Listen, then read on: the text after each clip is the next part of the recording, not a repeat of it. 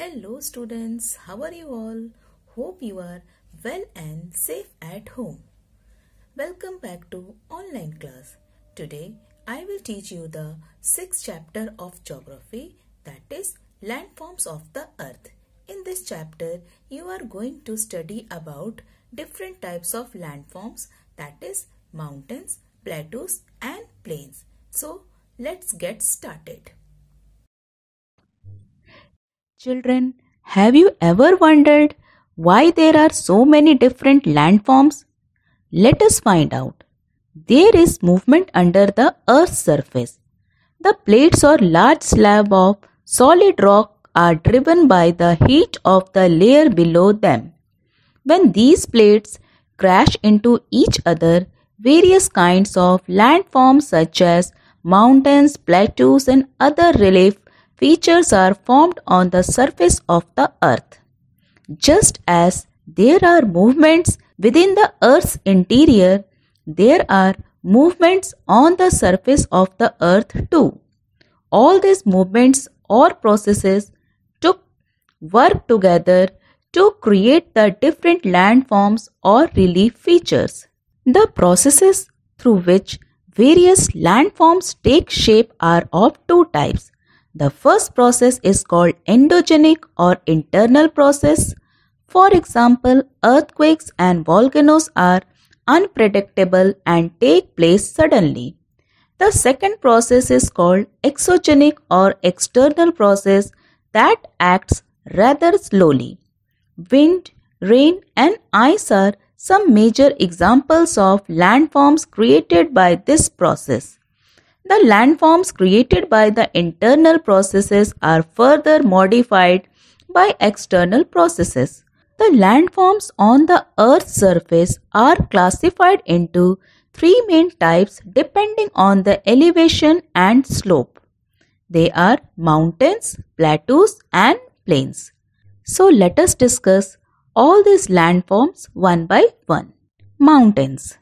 The mountains are the most striking of all landforms. These are high features with steep slopes and a peak. They stand out from the surroundings. Mountains rarely stand alone. They are generally found in a long chain or range. They cover 20% of the land surface. Many mountain systems extend over hundreds of kilometers. Mountains are mostly cold and inhabitable. Some mountains have frozen rivers of ice known as glaciers. The harsh climate, less oxygen, steep slopes and high velocity of winds result in low density of population. There are three important types of mountains based on their formation. Let us understand them. First, fold mountains. Fold mountains are formed when the land in between is pushed up due to pressure. The result is a wave-like formation. The upfold or anticline is the fold mountain. The downfold or syncline is the valley. So, two landforms are created here, fold mountains and valleys. The Himalayas are fold mountains that were formed when the Indian plate collided with the Eurasian plate. The Alps in Europe are fold mountains. The Aravalli range in India is one of the oldest fold mountains in the world. The next one is block mountains. Block mountains are formed when two plates pushing against each other cause pressure to build, resulting in a fracture. These fractures are commonly called faults. These cracks may break the crust of the earth into blocks. When a block of land slips down or is thrown up, block mountains are formed. The uplifted section is called a host. These represent the block mountain. The cliff-like slope formed as a result is called a scarp or scarpment. The down-thrown blocks are called rift valleys. The Vosges in France is an example of block mountain. The down-thrown block is covered by the river Rhine.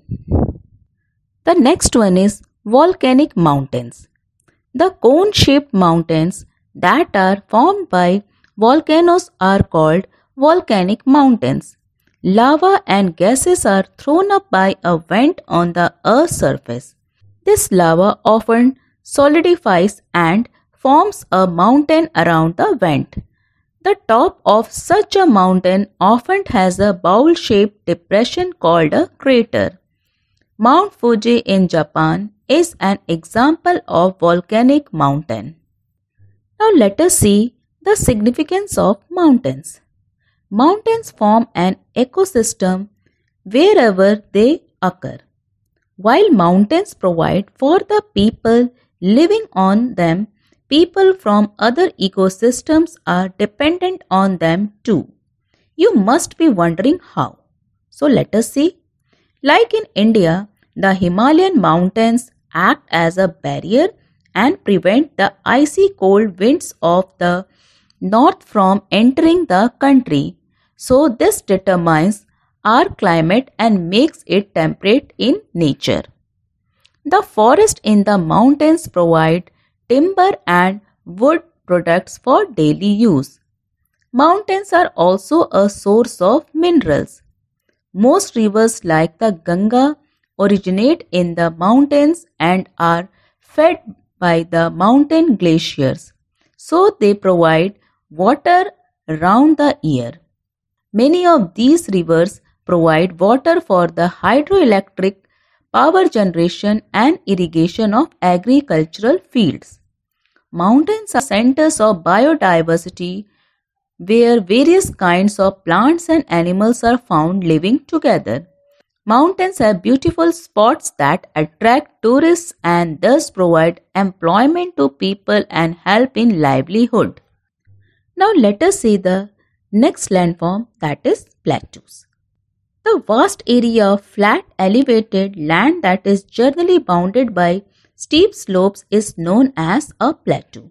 Since plateaus are flat land, flat and without any relief, they are also called tableland.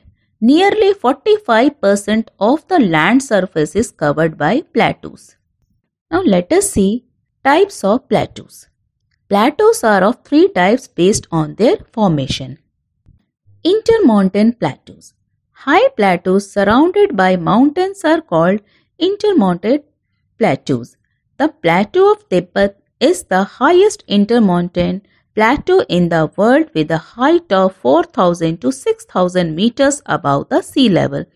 Some other examples are the plateau of Bolivia, the East African plateau in Kenya, Tanzania and Uganda.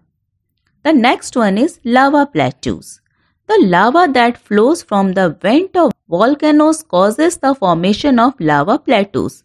The Deccan Plateau in India was formed in similar manner. The next one is crustal plateaus. These are formed when the magma below the lithosphere pushes the crust on top but is unable to break through. As a result, the entire flat land surface above it is uplifted. This forms a crustal or continental plateau. The high plateaus of East Africa and Ethiopia were formed by this way. Now you might be wondering why plateaus are important. So let us see importance of plateau. Most plateaus have important natural resources and are rich in minerals. The Chota Nagpur in India is rich in coal, mica, iron ore and other minerals.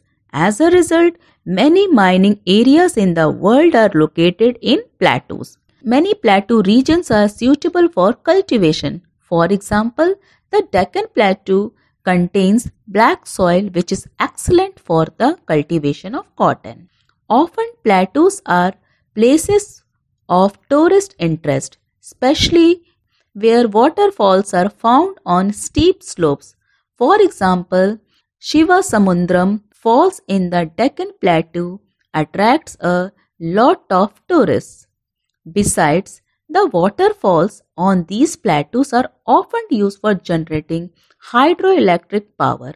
A good example is the Jog Falls in India. Now let us see the third landform, that is plains. Relatively flat or gently rolling lowlands are called plains. These may extend from a few to thousands of kilometers, such as the Indo-Gangetic Plains of India. Plains cover one-third of the Earth's land surface and are on every continent except Antarctica. There are three types of plains. Tectonic plains. These are formed by internal forces causing uplift of sea coasts such as the low-lying coastal plains of the Malabar coast along the western sea coast of India. Erosional plains. These are formed when the action of rivers, glaciers and wind erode higher levels of land for years. The interior plains of Canada have been downcut by erosion. Depositional plains. These are formed by the accumulation of deposits. These are of many kinds. Alluvial plains are formed by the deposition of silt, gravel, particles of sand, etc. by rivers which accumulate over time, and such as the Indo-Gangetic Plain. Till plains found in North America and Europe have been formed by glacial deposits of clay, sand, gravel and boulders carried by ice. Wind action accumulates sand to form desert plains such as the Sahara Desert. Children, you might be thinking, why are plains important? Among all landforms, plains are the most valuable to humans. Therefore, they have become densely populated and are centers of industry, transportation and business. River plains have also been the centers of ancient civilizations. Some of the major reasons are water, an important resource for humans. Water, an important resource for humans, agriculture and industry, is easily available in the plains. The level land helps in building houses, roads and railways. The rivers too can be used for transportation. Plains generally have fertile soil suitable for agriculture. Besides, the flat land is easily cultivable. Now let us see how the landform affects the life of the people. So let us see the topic landforms and the people. The different landforms on Earth define the way humans inhabit the planet. There are mountains, plains and valleys which are a result of shifting tectonic plates and fault lines. In the mountains, the air is fresh and both flora and fauna coexist in harmony. But these are cold and experience heavy and frequent rainfall. The climatic conditions are not too conducive for livelihood. It is exactly the opposite on plains. There are numerous and varied work opportunities. Houses, roads and buildings can be constructed easily on the plains. Farming is comparatively easier. Both land and water are being used in various ways by humankind. Nowadays, a large part of both the resources is being misused and wasted. Children, we have to take proper steps to make our earth more healthier and greener. This was all about the chapter, The Landforms of the Earth. I hope you all have understood the chapter. Students, go through the chapter and try to do the book exercises. Till then, stay home, stay safe. Thank you.